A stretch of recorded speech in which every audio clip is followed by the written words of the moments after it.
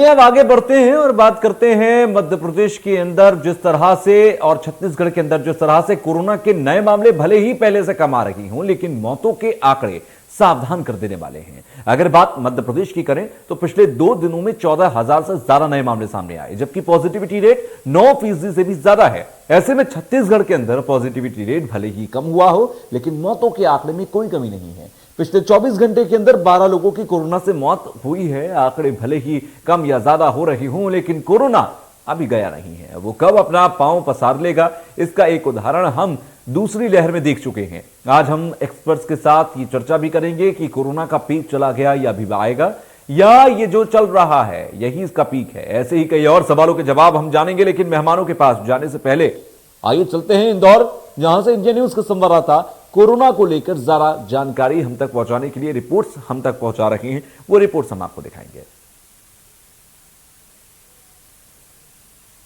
लाख से ज्यादा लोग संक्रमित। शहर में कोरोना पॉजिटिव मरीजों की गिनती में जरूर कमी आती हुई दिख रही है, लेकिन पिछले 1 महीने की अगर हम बात करें तो इंदौर शहर में लगभग 3,000 के आसपास पॉजिटिव पेशेंट्स की गिनती एक दिन के अंदर रजिस्टर की गई है।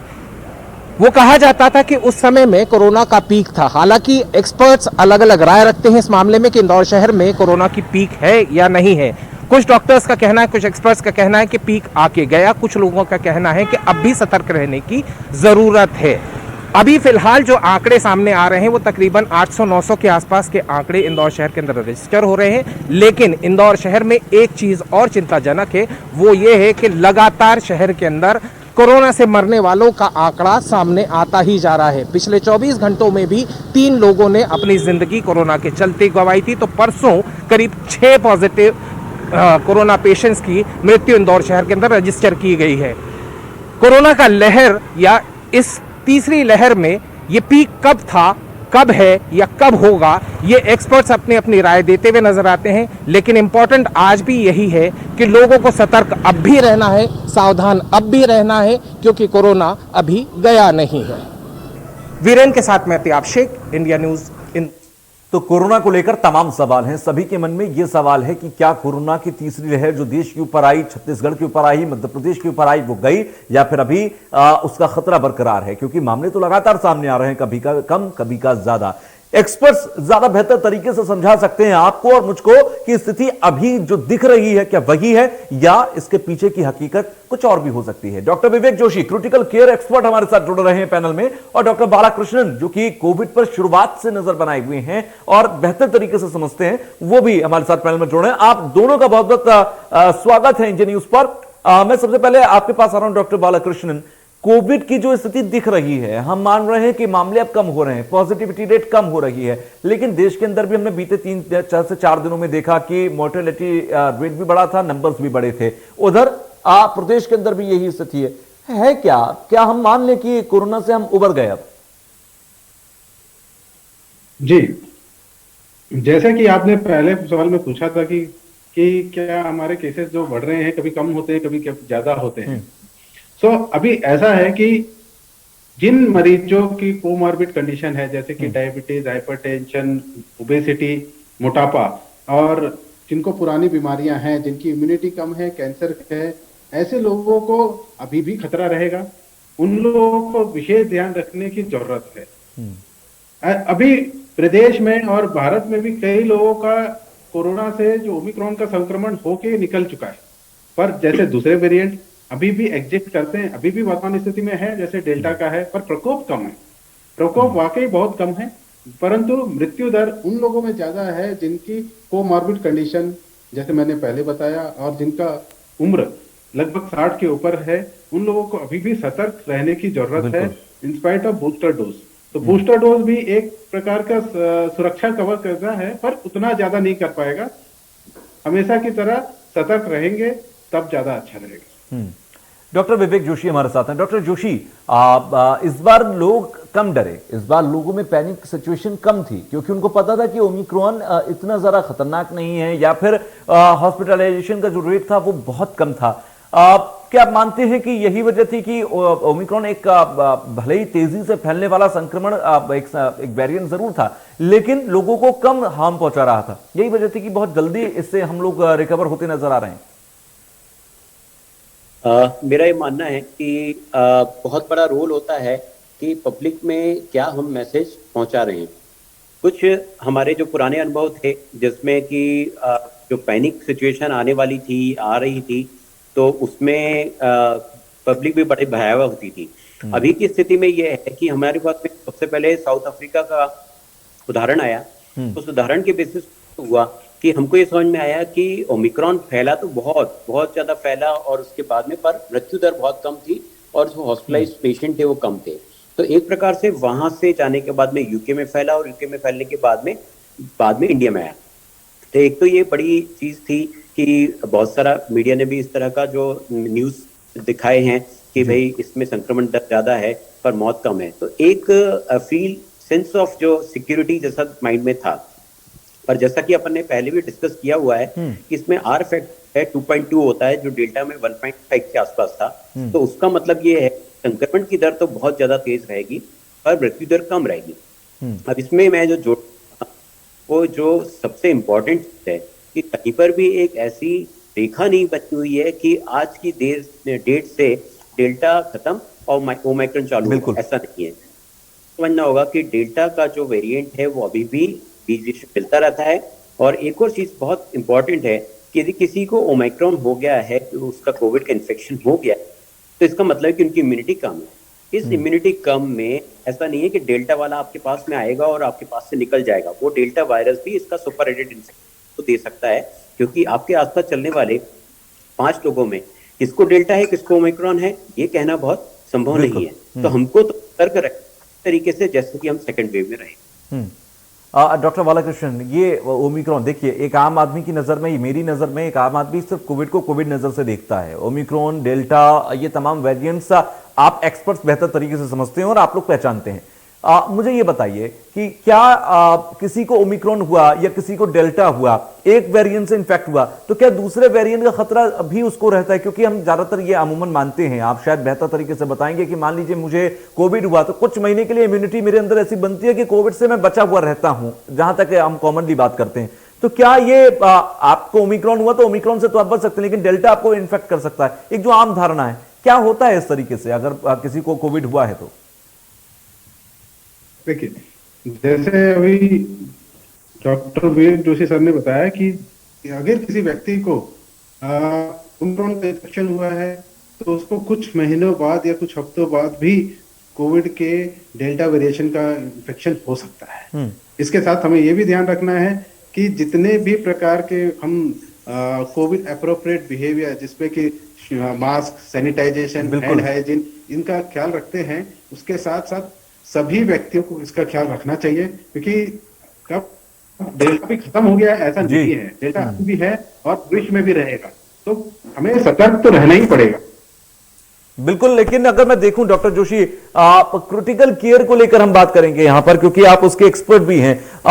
लोग घर में हैं, इस बार लोग कम हॉस्पिटल, जिस पर मैं जिक्र भी कर रहा था कि हॉस्पिटलाइज होने की सिचुएशन बहुत कम पड़ी, बहुत गनीमत की बात थी।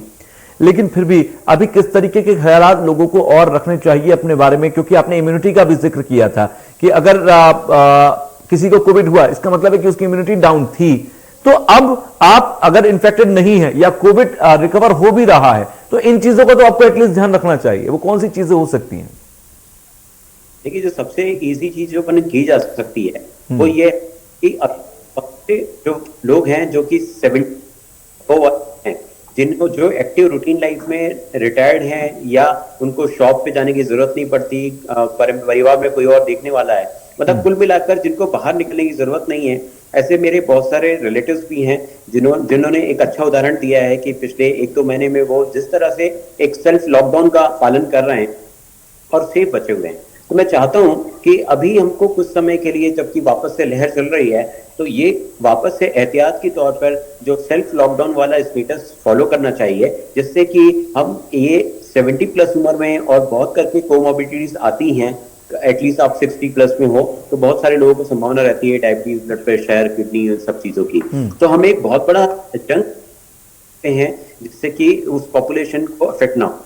दूसरा है जैसे बच्चों का है, बच्चों में लकीली इफेक्ट तो कम आता है, पर जैसे भी खेल जाते हैं, कूदने जाते हैं, इसमें भी कुछ रिस्ट्रिक्शंस अपने को रखना पड़ेगा और पेरेंट्स को ध्यान रखना पड़ेगा। यदि किसी बच्चे को कोई भी बुखार आता है या बुखार के लक्षण लगते हैं तो उनको घर पे रहना ज्यादा अच्छा है, आइसोलेटेड ज्यादा अच्छा है, क्योंकि सिंपल बुखार इस कभी आ रहा है और हम लोगों ने जैसे जांच भी कराते हैं तो आप समझ के चलिए कि 5 लोगों में से कम 2 लोगों को तो पॉजिटिव निकल रहे हैं। तो इसका मतलब है कि इन्फेक्शन की दर अभी बढ़ती जा रही है। ऐसा नहीं है कि एकदम खत्म हो गई है तो सेफ जोन आ गया है, नहीं।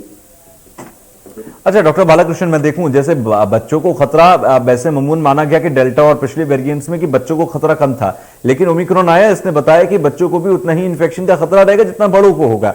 अब अनलॉक की तरफ हम बढ़ रहे हैं, स्कूल कॉलेज वापस खुल रहे हैं तमाम राज्यों के अंदर, क्या बच्चों को लेकर खास ख्याल रखने की अभी भी जरूरत है? क्योंकि ओमिक्रॉन है, डेल्टा है, कौन किससे इन्फेक्ट हो रहा है किसी को नहीं पता। जी, जैसे अभी अनलॉक हो रहे हैं स्कूल कॉलेजेस और फर्दर जितने भी इंस्टीट्यूट हैं, अनलॉक होना एक, क्योंकि देश में अभी तक 2 सालों से सारा लॉकडाउन चल रहा था स्कूल कॉलेजेस में। अगर ये ज्यादा दिन अगर लॉकडाउन रहा तो ये हमारे बीच में जो एजुकेशन का जनरेशन गैप काफी बढ़ जाएगा। हर 2 साल में एक जनरेशन गैप आ जाता है, तो वो उसके लिए भी सरकार ज्यादा दिन वेट नहीं कर सकती।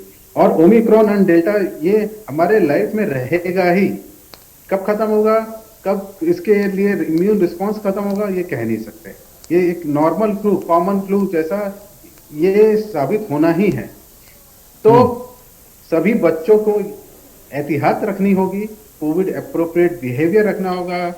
कभी भी सर्दी खांसी बुखार आए तो प्रॉपरली ट्रीट कराना है, प्रॉपरली जांच कराना है, अपने डॉक्टर्स को दिखाने हैं। इसको लेकर कभी भी बहुत ज्यादा यूज टू नहीं होना है, कभी भी फ्री नहीं होना है कि ये सिंपल फ्लू है, पर ये सिंपल फ्लू जैसा रह भी सकता है और कुछ लोगों में नुकसान भी पहुंचा सकता है। अच्छा डॉक्टर जोशी, आप जिस बात का भी सब जिक्र कर रहे हैं कि नॉर्मल फ्लू और कोविड सिम्टम लगभग सेम होते हैं। अब मार्च अप्रैल का महीना आ रहा है, मौसम फिर से बदलना शुरू होगा और फिर से वही सारी फ्लू एंड सर्दी जुकाम खांसी बुखार ये कॉमन लक्षण दिखना लगभग हर बच्चे में शुरू हो जाते हैं या फिर लोगों में शुरू हो जाते हैं। क्या आप ये सजेस्ट करेंगे कि जरा से भी लक्षण देखें आप डॉक्टर से कंसल्ट कीजिए, या आप कुछ ऐसे लक्षण बताना चाहेंगे कि ये हो तब आप डॉक्टर के पास जाइए, नहीं तो निश्चिंत होकर आप जो अपना घर का ट्रीटमेंट होता है या फिर सर्दी खांसी जुकाम का नॉर्मल जो हम लोग ट्रीटमेंट लेते हैं आप वो ट्रीटमेंट ले लीजिए? मेरे हिसाब से जो भी बुखार आया है, एक तो थोड़ा सा अपने को बुखार को नापने की प्रथा बनानी चाहिए, क्योंकि बहुत सारे लोग बोलते हैं कि बुखार आता है पर नापते हैं तो वो 98 पॉइंट से थोड़ा सा बहुत आगे जाता रहेगा या 99 से कम होगा।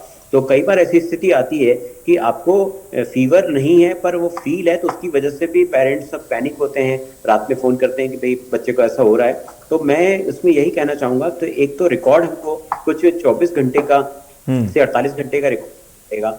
इस समय अभी कोई भी ऐसी दवाई नहीं है जिस क्रोसिन की दवा, ये मतलब पैरासिटामोल जिसको बोलते हैं, उसके अलावा कोई ऐसी दवाई नहीं है कि आपने अरे ये दे देते पहले तो ठीक हो जाता, ये दे देते, ऐसा नहीं। ये ओमिक्रॉन है, इसमें आपको सिस्टमेटिक सपोर्टिव ट्रीटमेंट देना, तो आप पैरासिटामोल देते हैं उससे बुखार उतर जाता है।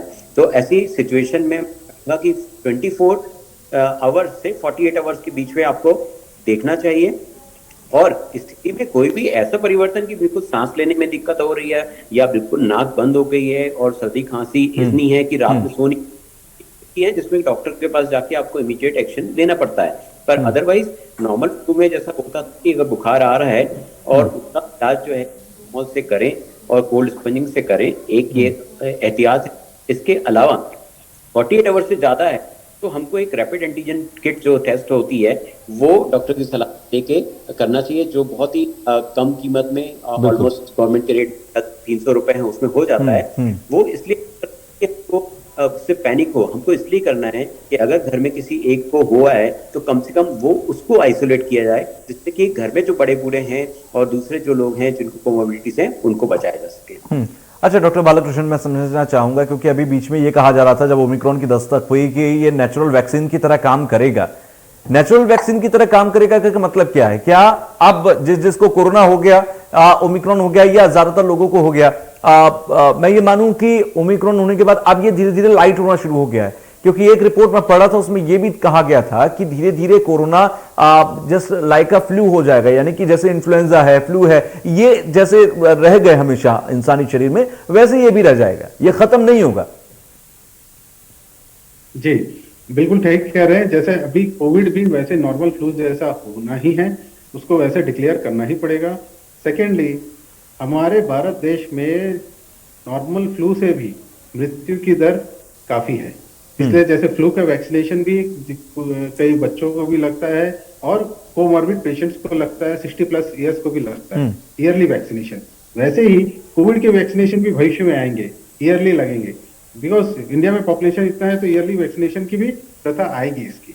और ये फ्लू का अगर इसको ऐसा डिस्क्लोजर भी करते हैं एज ए फ्लू, तो उसमें भी हमें थोड़ी एहतियात रखनी पड़ेगी। जैसे डॉक्टर साहब ने बताया, डॉक्टर विवेक जोशी साहब ने बताया, temperature monitoring 24 hours to 48 hours का रखना ही चाहिए। उसके साथ साथ अगर किसी बच्चे को या बुजुर्ग को खांसी लंबी चल रही है या सांस फूल रहा है, ऐसी अवस्था या बुखार तेज है, तो ऐसी अवस्था में अपने डॉक्टर्स की सलाह जरूर लें। डॉक्टर जोशी, भविष्य को लेकर लोगों की चिंता है कि क्या ये हर साल का एक सीजन बन गया है कि आप उधर दिसंबर से लेकर मार्च अप्रैल मई तक आप मानकर चलिए कोविड आएगा जाएगा और लॉकडाउन की स्थिति तो फिर बनती ही है। मैं ये समझना चाहूंगा ये कब तक चलेगा? ये आम लोगों का एक, मुझे लगता है कि देश के हर व्यक्ति का सवाल है, ये कब तक चलेगा? अगर अपन हिस्ट्री देखें इस तरह की, 1919 में वो स्पेनिश फ्लू आया था, बिल्कुल भी करीब 3 साल लग। अगर हम देखें स्वाइन फ्लू के 2009 से 12 के भी करीब 3 साल लगते थे। तो ऐसा स्पेसिफिक तो नहीं है, पर हमने सोचा था पहले कि क्योंकि हम अब एडवांस हो गए हैं ह्यूमन बीइंग, उस चक्कर में ये हमने सोचा था 1 साल में चला जाएगा, पर हमने 2 साल निकाल दिए हैं। अब ये जरूर है कि एक ही उम्मीद हमको रहती है कि जैसे स्वाइन फ्लू धीरे धीरे कम हो गया था कि पहले आता था और फिर बहुत सारे लोग हॉस्पिटल्स भर जाते थे, पर 2012 तक आते आते ये हो गया कि 3 महीने में यदि कोई आया तो आया। इस तरह से कि एंडेमिक बनने की ओर डेफिनेटली अग्रसर है। और ये कहना अतिशयोक्ति नहीं होगा कि हर साल आपको इसके केसेस मिलेंगे। हो सकता है कि अपने को जो एक, यानी कि कहीं ना कहीं वो जो प्रधानमंत्री कहते हैं कि कोरोना के साथ जीना सीखिए, कहीं ना कहीं वो आपको डालनी पड़ेगी आदत। प्रधानमंत्री पहले भी इस बात का जिक्र करते रहे। आप दोनों का बहुत बहुत शुक्रिया, आपने हर सवाल का जवाब बड़ी एक्सपर्टीज वाले तरीके से दिया, इसके लिए आपका शुक्रिया। एक छोटा सा ब्रेक यहां पर लेने, ब्रेक के बाद भी खबरों का सिलसिला लगातार जारी है।